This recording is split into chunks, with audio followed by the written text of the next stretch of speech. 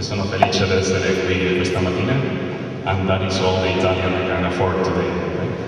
My name is Juan Fernandez, I'm the product manager for Liferay, and I'm here to present the new version of Liferay. And I want to do a quick survey. Who has already used, tested, downloaded the new version? Raise your hand. Quite a few.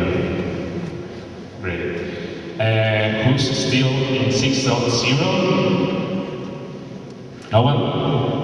Great. So, okay, so first thing, we're going to talk about user interface, user experience, web content management, collaboration, and platform highlights. The first thing that we wanted to do when we started thinking about this version was, no matter what we build for this version, we want it to be beautiful and we want it to be easy to use. So there was a huge change in our mentality because we realized that most of our customers and companies developing for us try really hard to build great experiences for our customers. So our goal was to help them build those experiences even easier, so they were easy to use and beautiful. So how we do,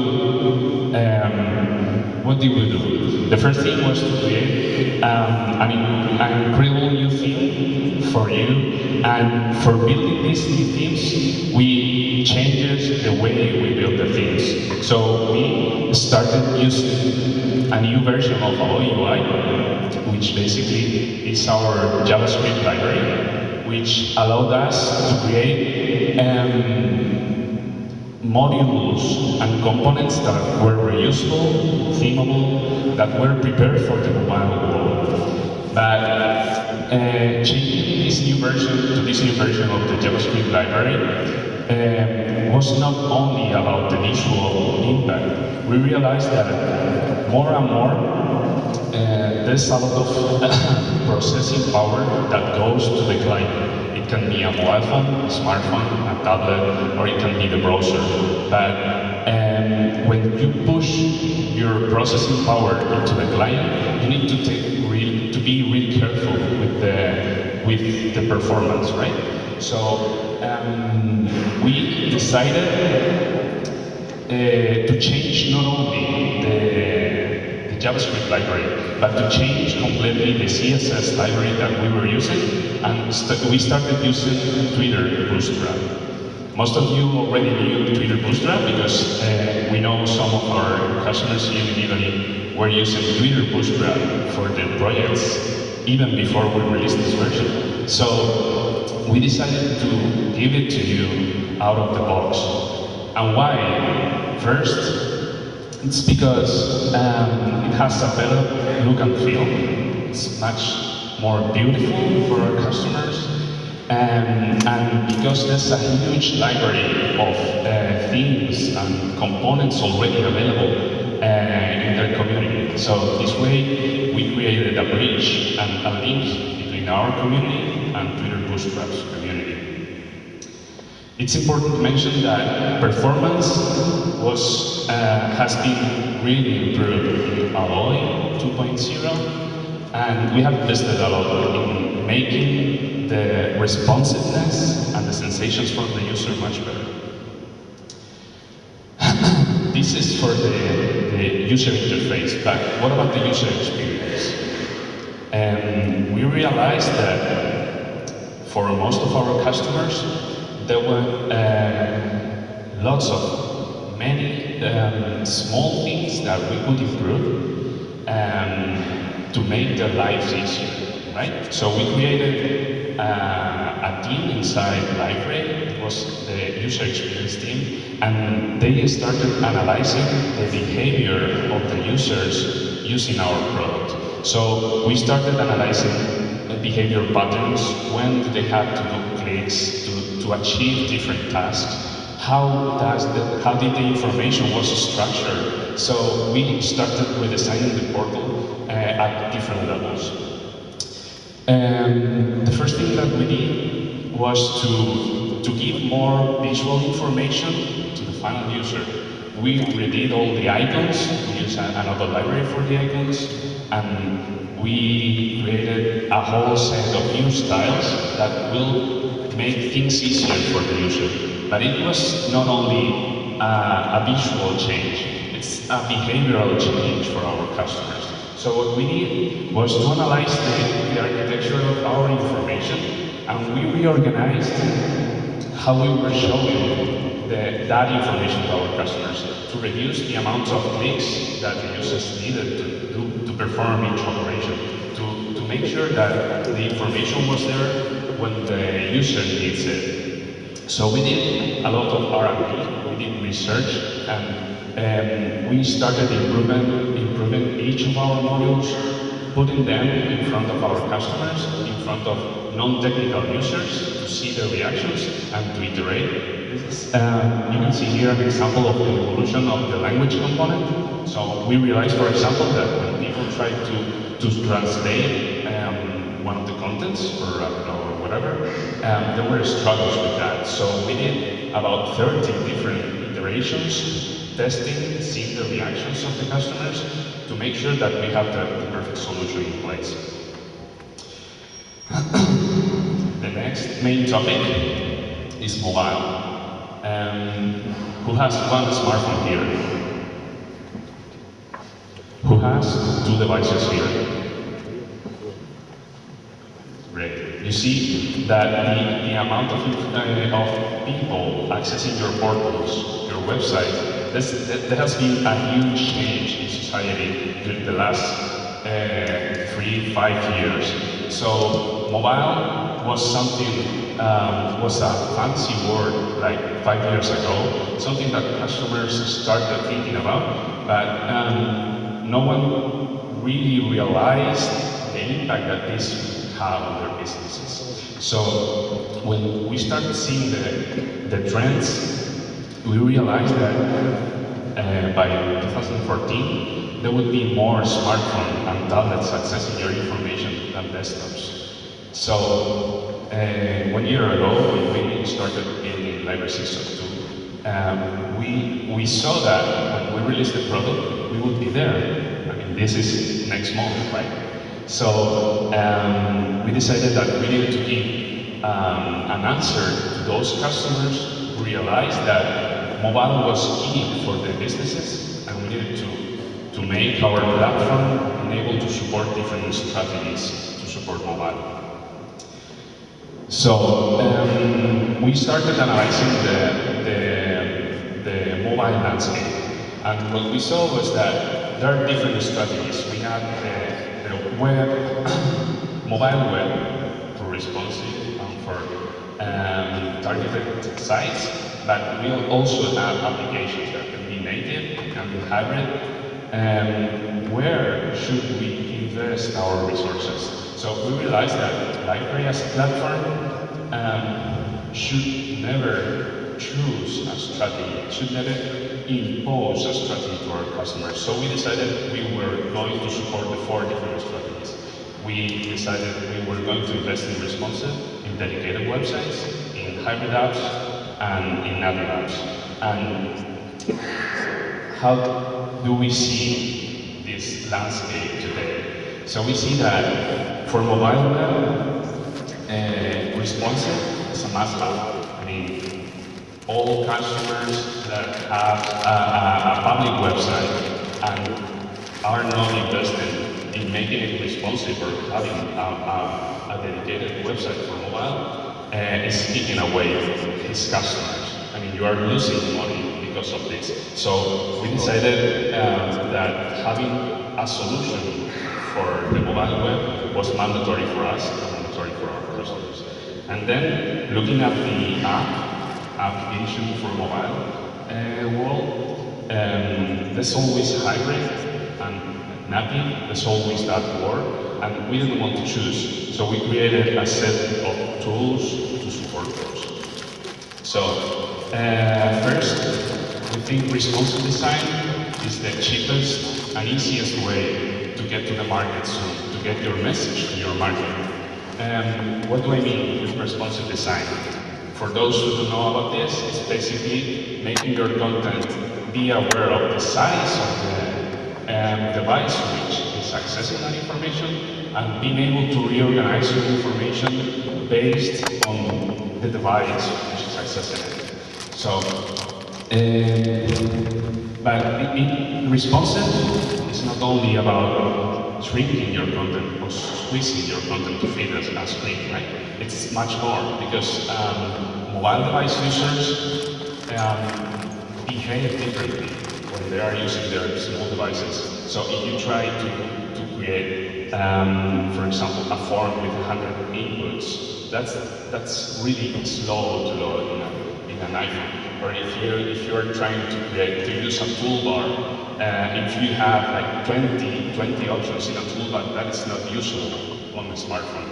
So we decided to analyze each of our modules and start converting them, not only to be smaller or to be different, is be adapted to the real use that mobile users were going to give to them. So for example, here you can see how the header of the portlet shrinks to have a collapsed menu, a search icon instead of the box. And for example, down there in the slide, you can see how the toolbar with so many buttons, which is great on desktop because it gives you a lot of options. It doesn't make sense on a smartphone, on a small smartphone. So we are redesigning the behaviors of our components to give you and your customers the ability to adapt to the real use of those devices. And one of the things that our customers asked us was, okay, I know I need to invest in responsive, for example, but how do I know what my customers are seeing when they access my website? So we decided to invest in a system to review your content as your customers in different devices will be seeing them. So we created the mobile device, the mobile preview. So just one click away from your website, you can click and you can see how your content will look like on an iPad, on a smartphone, and you can see that directly online in your product. But it's not only about responsive. So imagine to analyze your traffic, your web traffic, and you see that 85% of your users are accessing your website from a smartphone, like for an iPhone, for example. Maybe you'd like to have a website perfectly fit and designed for those iPhones, right? So in that case, that you want a separate website, we already had in place mobile device rules, which is an engine that allows you to forward your users from site to site depending on the operating system, on the screen size or whatever. And we have invested in improving the usability of that module so that now you can detect even more capabilities of the device. So you can take the decision to redirect them to other sites or even change the behavior of the device. But it's not only about web. We are also working on applications, right? So you already know about Liferay 6. Liferay 6 is a product that allows you, it's a native application that allows you to access your document library online. So that if you have it installed in your phones or in your tablet, you can access your content, access it offline. So when we released this, our customers told us that, well, that's a great tool, but I need it to be more secure because if my business documents are going to be in my employees' smartphones, I don't want someone to be able to access them. I don't want someone to be able to hack that system to get those important documents to me, right? So we invested in an additional security level for that application, and we encrypted the database and we added a passcode. So when every time you change the screen, it asks for an additional passcode. And it's not only about our own application. You know, we have this one native application, but our goal, well, we realized that we Liferay are a platform. So our goal is to help you build your own applications. It's not only we creating applications, but helping you build your own applications. So when we started thinking, what have we learned from this experience building our own application, and how can we make the developers in our community to make their lives easier? So we decided we were going to invest in the mobile SDK. There's a full presentation about the mobile SDK there today. So they're going to tell you in detail how this works. But basically, it's a system that listens to your services, your portal services, and builds a full layer of services and helping you tools for you to make your life easier as a developer. And that is for mobile. Now I'll focus on publish and management.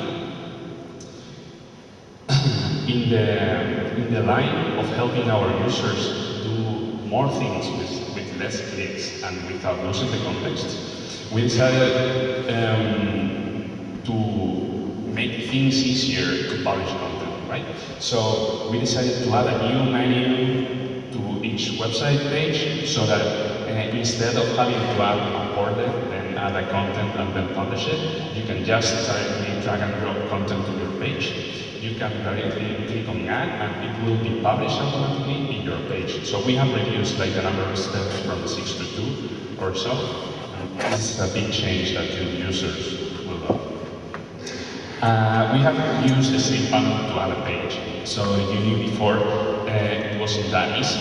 Now you have all the information, all the configuration options in the same panel, so you can use page templates, page configurations, change the layouts directly from the website that you're building. Before Liferay 6.1 and previous version, to edit the properties of the page, to edit the layout, to edit the name or how it was built, you needed to go back to the control panel or to the configurations and settings area. And right now, everything is part of an in-context menu. So you don't lose that context, and you know all the things that you're changing, you know it right away. For the control panel, one of the things that we saw is that people changed the look and feel of their websites, but when they told their customers to go to the control panel, they saw so many options, and they were all together, so the customers got, the users got scared, right? So we decided to invest in the control panel, first to make it more usable, and then to reorganize all the information in a way where everything makes sense. So we have organized everything in 4 different sections: users, sites, apps, and configuration, which is a language that every portal admin can understand. And we have reorganized our applications and the way we show that information to the users. Apart from that, in the line of providing easier ways for you to do your operations easier, we have added a set of additional quick actions in the bottom part, so that if your top action is add a user, you can put your button there, or if your top action is add a website or manage whatever, you can have a short link to the most useful actions. On the site administration, we realized that more and more customers are creating hundreds of websites in the same portal, and their website administrators don't even know that the other exists. So we wanted to give that encapsulation of information a new level. So we created a special administration area for each of these different sites. So if you're a site administration, you need to go to the control panel to do whatever, right? Because the site administrator only needs to have access to the site information. So we created a reduced version of the new control panel only for the site administrator. Regarding WCN, document management, and collaboration, one of the things where we have invested the most is staging. Anyone using staging here? A bunch. Okay, staging is a system that allows you to have a space where you work, which is not seen by the public, and then when you're ready, you publish to live, and all your customers see those changes, right? So we have had it since 5.2, I think. So we decided to improve the experience and the performance of this system to make our publishers' lives easier. So first thing, we decided to remove all the information that didn't make sense for our customers, for the publisher. So every time you publish to live, you only see what you're being published. Before you click on publish to live, and then you needed to wait for it. When you have 100 megas, no problem. When you have 100 gigas of publishing content, you had a problem, right? So we have created a separate process, and you can always see the progress of that process while it is being developed. And we have redone the publishing bar, so it's much easier to use. Apart from that, before, when there was a problem, imagine you're publishing 100 gigas of information, and after 80 gigabytes of information, there was a problem, the whole process was rolled back, right? So that could lead to a huge waste of time for publishers. So we decided to do a system that checked everything before even starting the process. So this is going to save you a lot of hours. And then always pre-visualize, after it is imported, what is going to be imported in the live site. We've talked before about dedicated websites for mobiles. So most of you say, okay, I can have a separate website for a mobile device, but what about my content? How do I share content between my desktop site and my mobile site, right? Do I need to export it and import it? How do I synchronize it? So there were problems with that approach before. So because of this and other reasons, we decided to create the concept of site hierarchies, which is basically the capability to define parent sites and child websites so that they can share content between them. They can even share the membership of the users. So you can define, we have created a framework where you can define if you are a member of the parent user, then you can access all the content of the child side or vice versa.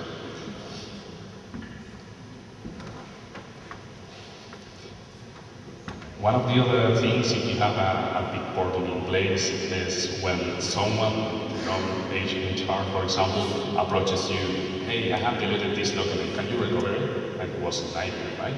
And hey, this document has disappeared, someone has deleted it, and you have no way to control where it is or how to recover it. So we have invested in the recycle bin.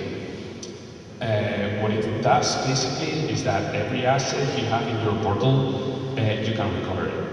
And you can configure the amount of time all your contents are going to be stored before being deleted. So it can be scheduled to be able to have an automatic delete, or it can be completely manual. And more about this is that this is not a feature for our contents. It's not for Liferay's document or Liferay's web content or Liferay's blog entries.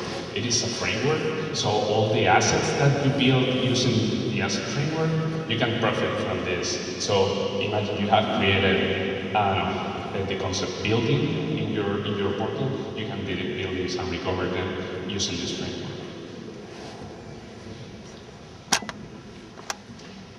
For those who are using WCM, the Web Content Management System in Liferay, you know how powerful templates can be.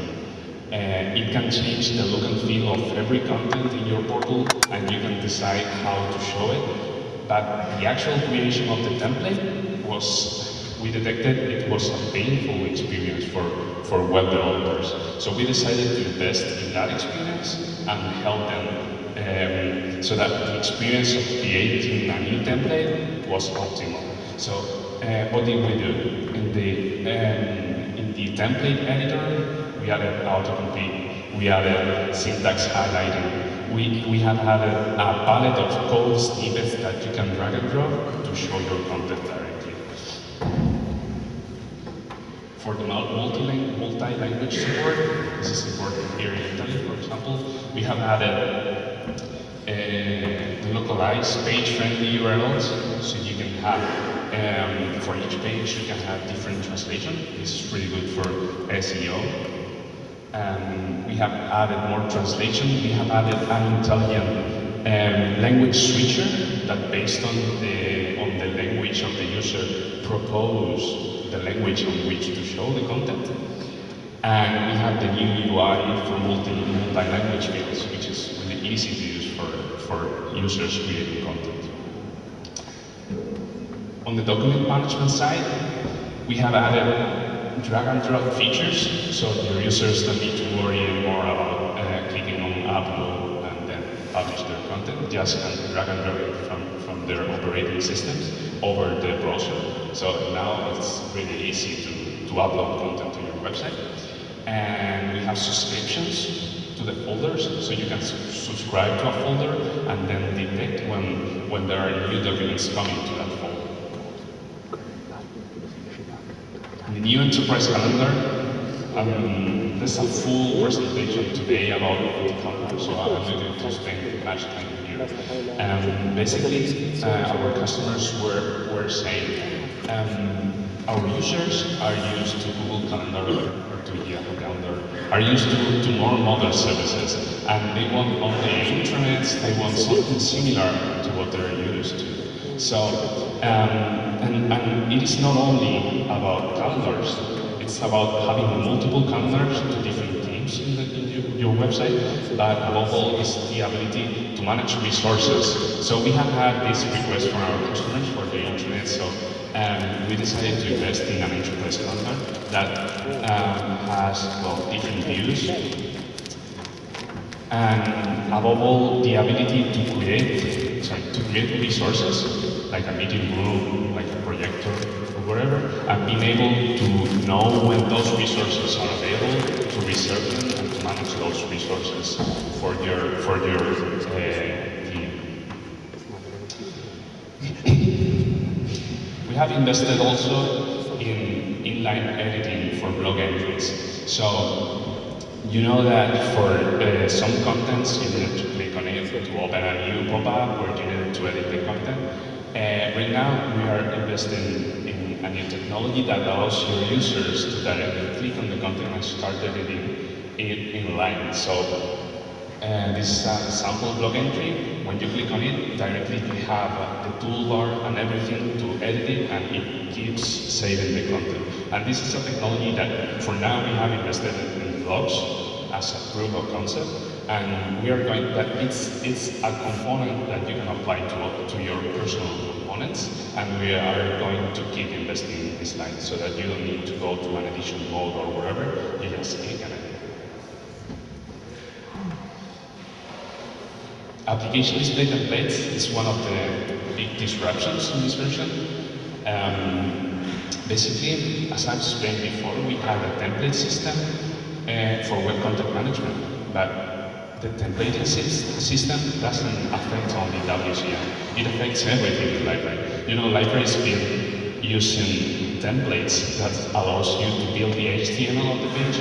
So you can change everything. You can change the way the components are shown to the final user using these templates. So we have seen during the past years how customers wanted to customize, to change the way the applications are shown to the final users. So we first provided the X environment, then we provided the hooks to be able to override the GSP files that show the application. But sometimes there was some collisions, so people wanted to show the document library in two different ways in the same page, so they needed to override the information, and it got a bit hard. So we decided to do something really easy, so that even the website administrators could manage, create, and configure different templates or different views for each application in the same page. So we created application display templates.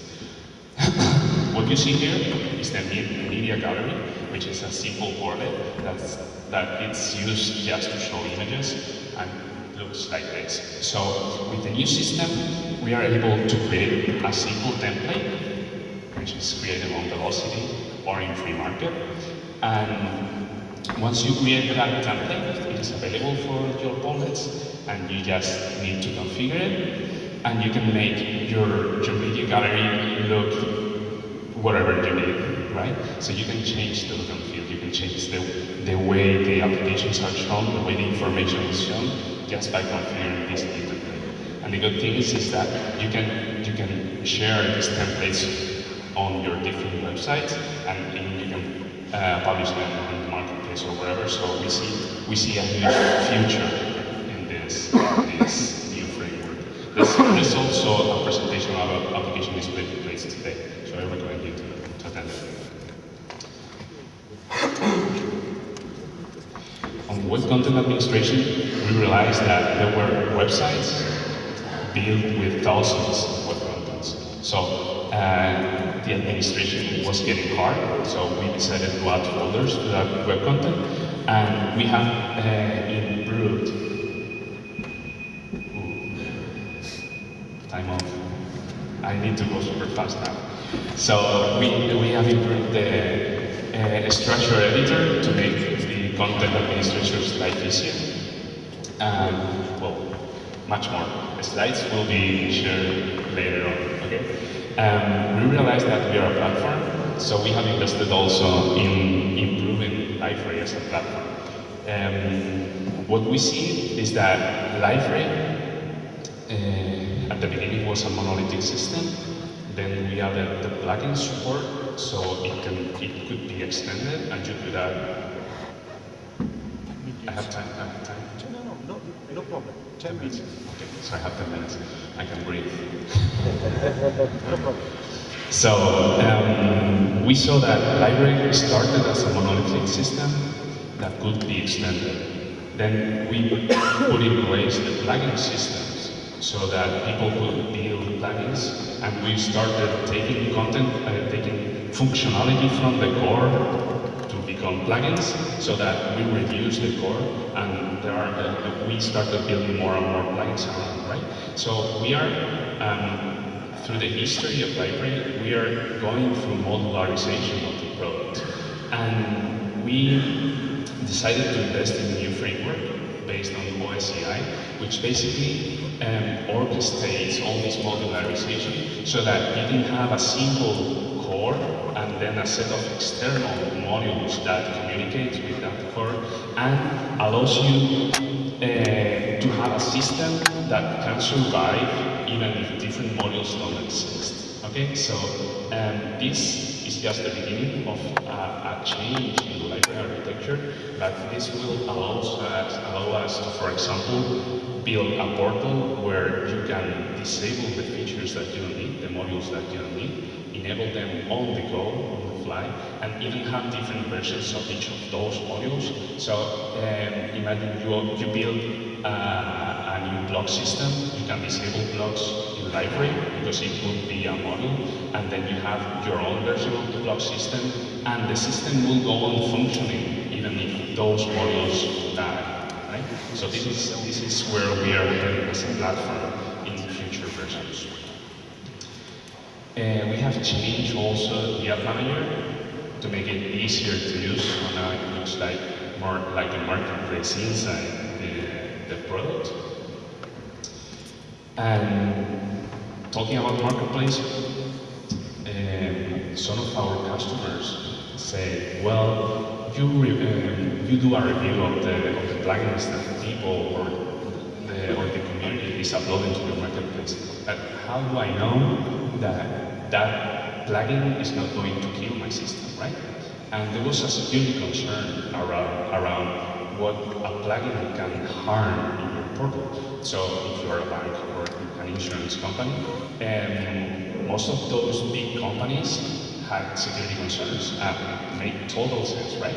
So we decided to create an environment where you can deploy your application, and it has a full separate JVM machine. So in case this machine goes down or try to interact with something that doesn't have permission, it is killed, and the portal, it doesn't affect the portal. So we have created like an isolated space for those plugins to run. So in case you have, for example, providers that are building applications for you, or you want to test marketplace applications, this is the perfect environment where you can deploy those applications, turn them on and off, whatever you want.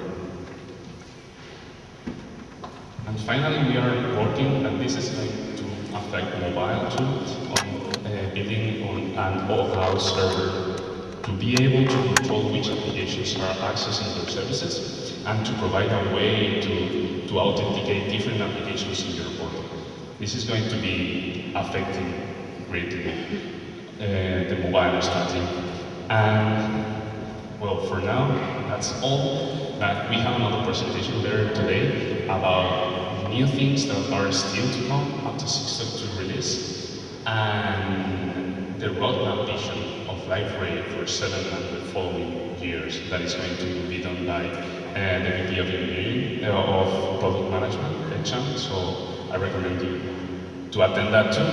And for now, that's all. We have a coffee now, and if you have questions, please come talk to me. We are designing the future of Liferay for you, so every question that you have, every idea that you have, it's great for us to listen, so feel free to come talk to us.